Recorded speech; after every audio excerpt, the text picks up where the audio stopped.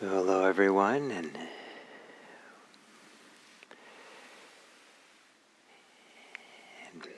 we come to the end of this week, the end of this five-part series on, I'm calling it Finding Our Way. And these days have been somewhat progressive, with the pointing towards first to contentment, then to gladness, then to joy, then to happiness. And today the topic will be peace. Peace and agitation, finding our way with that. And so this week, the idea in my mind or in my heart, my body, is that with the practice, we begin settling into ourselves, settling in to these places that inside, these states inside, which are available to us, but are often eclipsed by agitation, by preoccupations, by busyness of life. And to become quiet, to be able to let go or relax enough to be able to touch into our capacity for contentment and gladness, joy, happiness, and now peace. So today the topic is peace. And I think it's really, really important to understand that how peace can begin with ourselves. And that in Buddhist practice, that's where we tend to start. If we want peace, we start with ourselves. And we start by being peaceful. So that seems a little hard, to start with, to want what we don't have and then start with it. The idea is that two things around this. One is bring into the meditation whatever sense of peace, peacefulness that's available to you. And one of the important areas of that is in the knowing, in the attention you bring to whatever's happening here and now. If you're bringing attention to your breathing, to your posture, your body, if you're bringing attention to your emotions or your inner mental life, your thoughts, can you let that attention, can you bring that attention or evoke that attention, engage that attention in a way that has some kind of peacefulness to it? And it doesn't have to be dramatic, but that's where it begins. And then the second thing, which is different than the first, but the two can go together, is rather than being too active in making yourself peaceful,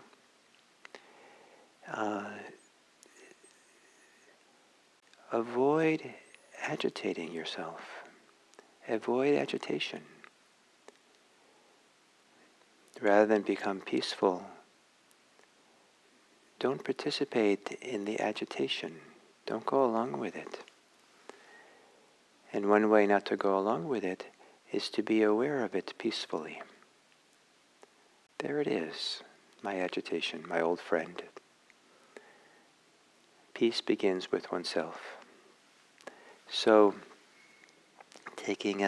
assuming a meditation posture, and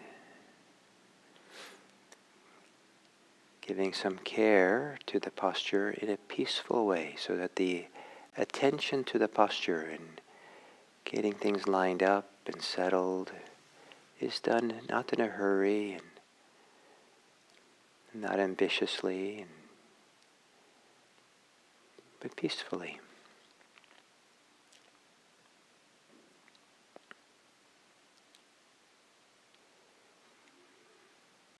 And then to gently close your eyes.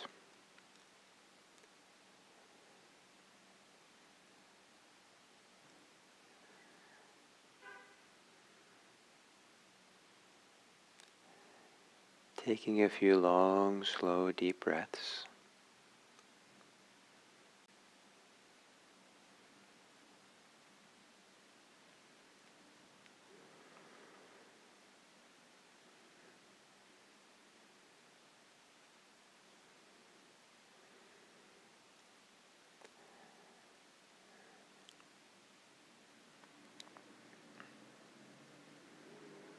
letting your breathing return to normal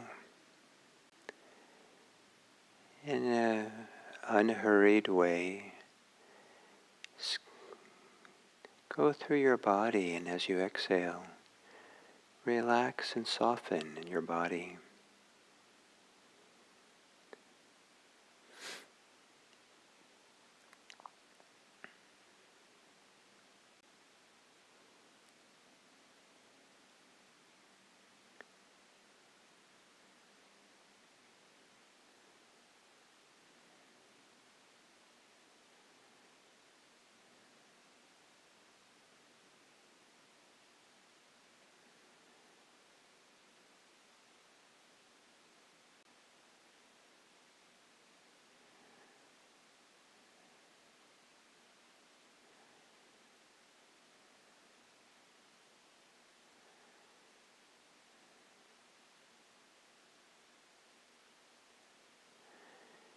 And then, if it's appropriate, you can center yourself on your breathing.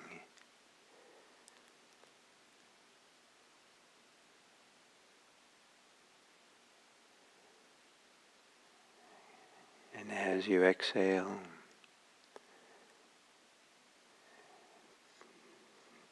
to quiet the mind. Maybe you can't stop thinking, but can you quiet your thinking?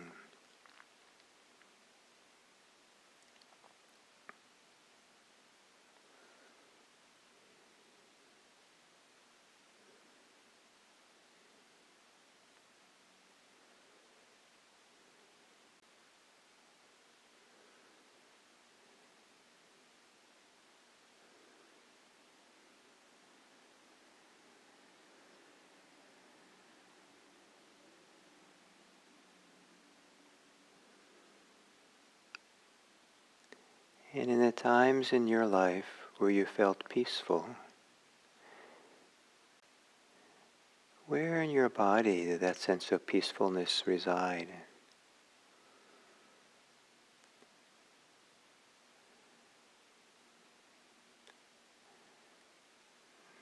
Might there be a place in your body that you associate with peacefulness? A place that feels quiet or calm, feels settled or content, feels unagitated, calm, tranquil.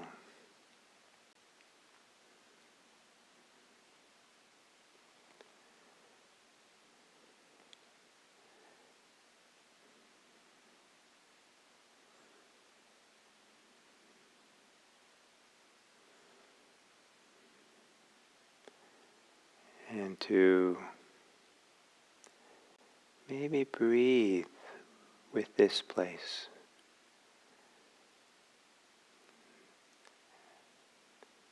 Maybe the memory or the sense of this place being peaceful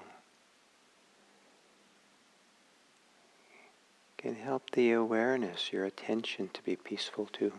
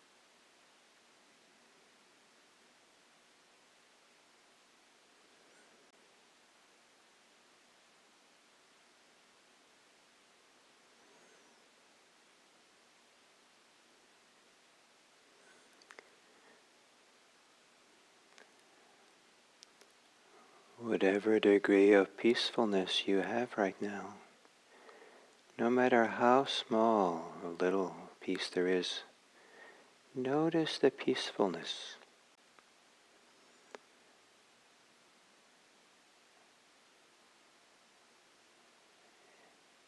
And then see if you can avoid becoming more agitated. And if that's all you do, that will be a great meditation.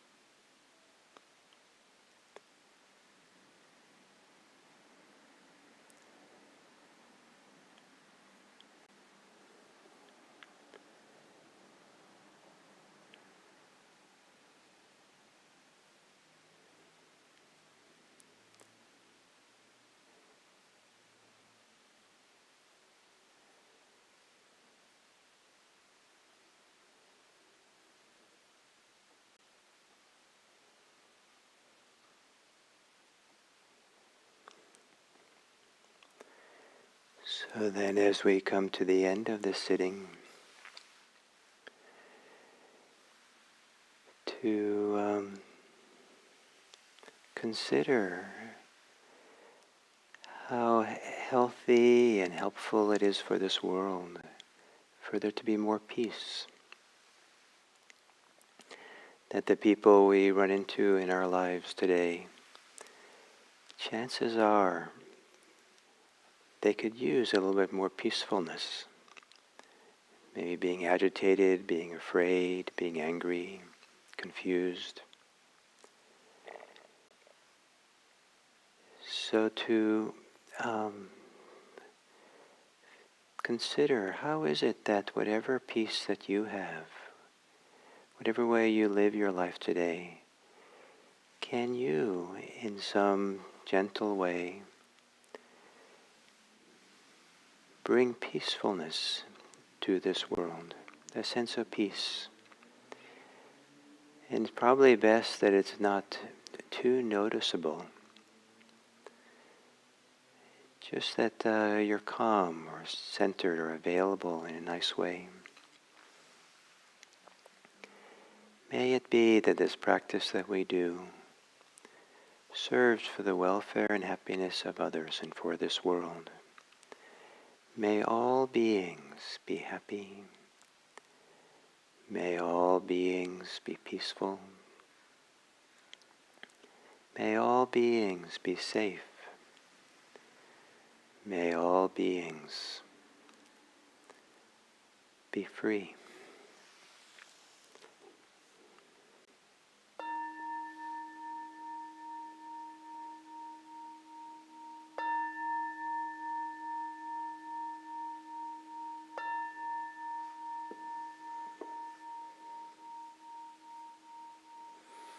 Thank you.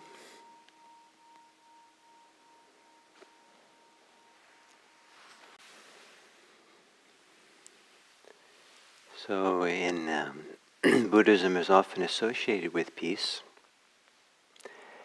And in fact, the emotional manifestations of awakening, of freedom that the Buddha points to, is most commonly associated with happiness and peace. Peace and happiness. And and the opposite of peace is maybe agitation, conflict, and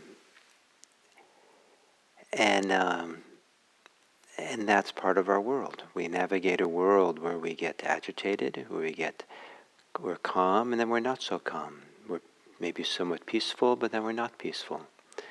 We're agitated, and then we're less agitated. And and so, how do we find our way in this world of navigating in all of this?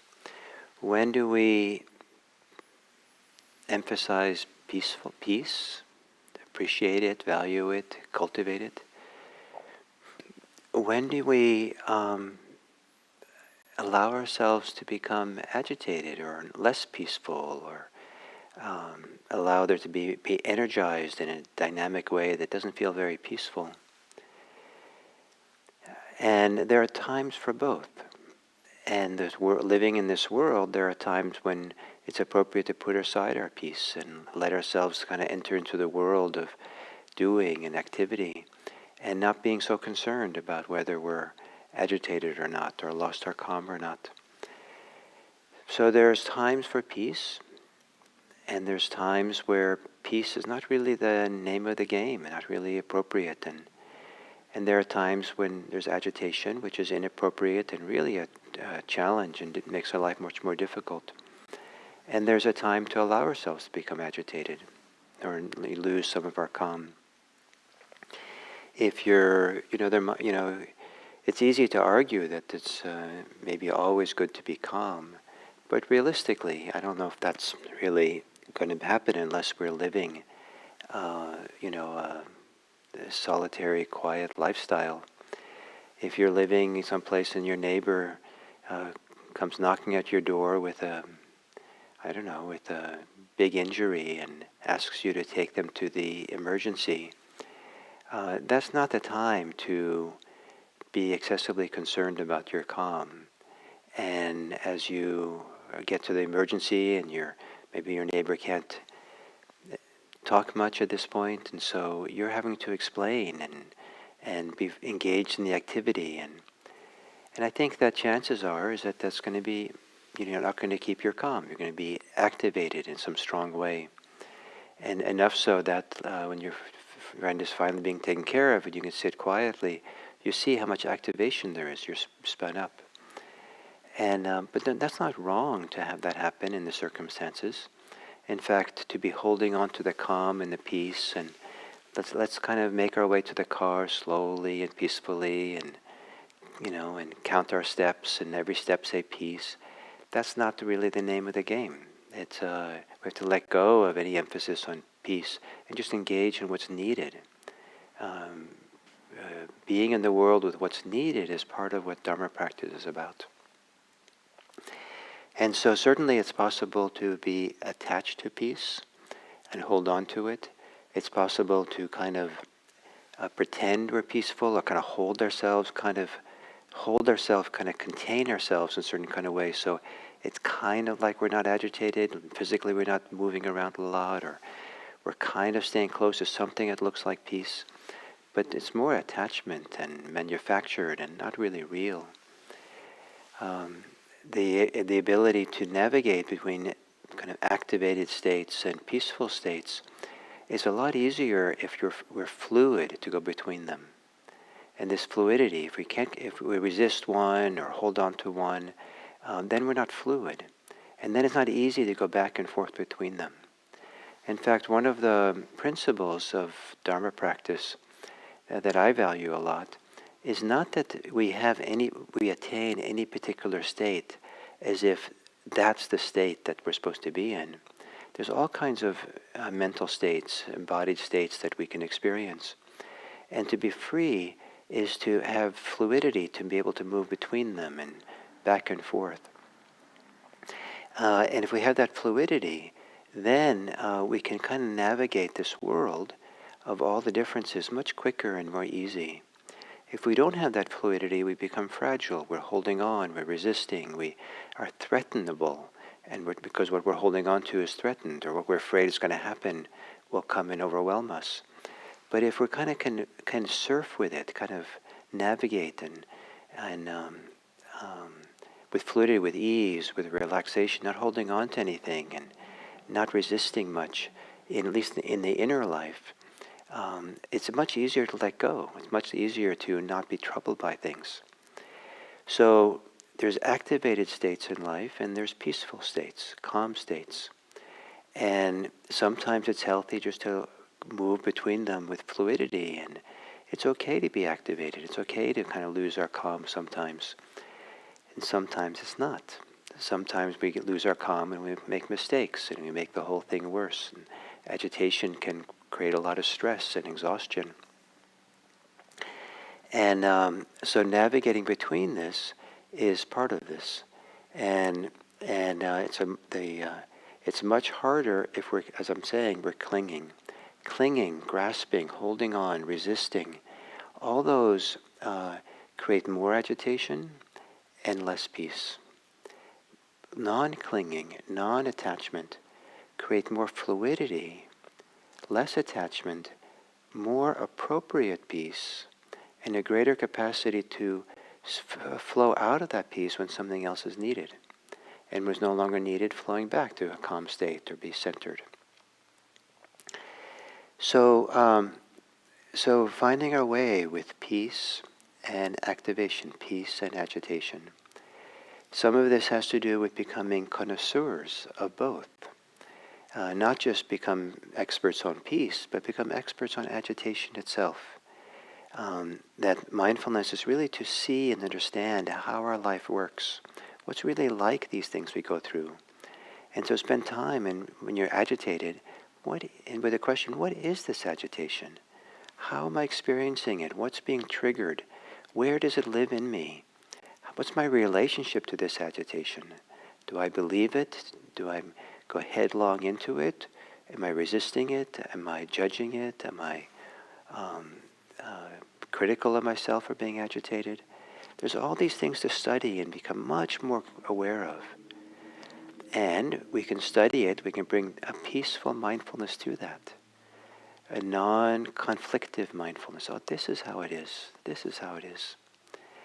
And equally well, we want to study peace. We want to get to understand and become connoisseurs and recognize it, even the small hints of it, even when it's a very minor piece. Be able to recognize when it's available. Peace is much more available than most people realize. Most situations we're in have more peace somewhere in the center of them, in the corner of them, than the busy, activated mind allows ourselves to tune into. So to study these things, get to know them more, and that brings us into the capacity to recognize when we cling, when we resist, where our attachments are. And as the practice deepens, there's a process of letting go or relaxing or softening our attachments. It goes deeper and deeper and deeper, more and more to the core of who we are. And we start letting go of small things. That's a training to let go of the deeper attachments and the deeper attachments. And then we don't want to become attached to letting go. We don't want to be attached to these deeper states of well-being and peace that might be there. That is a recipe for agitation again, unhealthy agitation. And then to drop down deeper and deeper to some of the deepest places we can let go. And so the deepest peace is what's called release. Release is peace. The deepest peace comes from a profound release where we're no longer in the world of polarities between peace and agitation, where we're centered in such a way that the kind of a peace goes with us, a calm goes with us, even when we're busy and activated and doing things. It's not far away. That the deeper the letting go can be, the more thorough it can be. It's like it creates a space of absence, a space where there's kind of a spaciousness in our minds, in our hearts, in our bodies someplace. And that spaciousness can feel calm, can feel open. And that the kind of, because it's like more like space, things can happen to us and they go right through that space. If we're peaceful, but peaceful is kind of like we're holding ourselves peaceful, or it's very palpable, a kind of state of peace that is a kind of feeling, that's wonderful. But that also is not an empty space of freedom where things can just go through, or there's space to hold everything. And so this letting go is what creates this inner space, which provides a qualitatively different kind of peace, different kind of calm, different kind of well-being, and room for all of ourselves. So to navigate this world of ours with the idea that we want to make room for all of who we are in this way, this particular way, where there's no attachments, no clinging. And on the way there, we have to make room for our attachments and get to know them as well. So it's a wonderful journey, finding our way. And I'd like to end this little series on finding your way with these different states. That one of the lessons I'm trying to get across is don't have a categorical right and wrong for almost any state that you have, any way that you are. Take time to look at it, and sometimes there's almost a time for everything. And certainly a time to study it and get to know it. And that finding our way, navigating this world of ours, when we're a mindfulness practitioner, has a lot to do with bringing mindfulness and space, mindfulness and room to how we are, so we can learn to find the most the wisest way and the freest way to navigate this life of ours. So thank you for participating in this, and maybe for this weekend it can be a theme for your home practice to study your relationship to agitation and peace, agitation and calm or tranquility, whatever you like, and to see how you, if there's a pendulum that swings between them. Do you prefer them? Do you hold on to them? What happens if you spend time with each, studying them or getting to know them, becoming more familiar with them? Become the connoisseur of your agitation and of your peace. Thank you.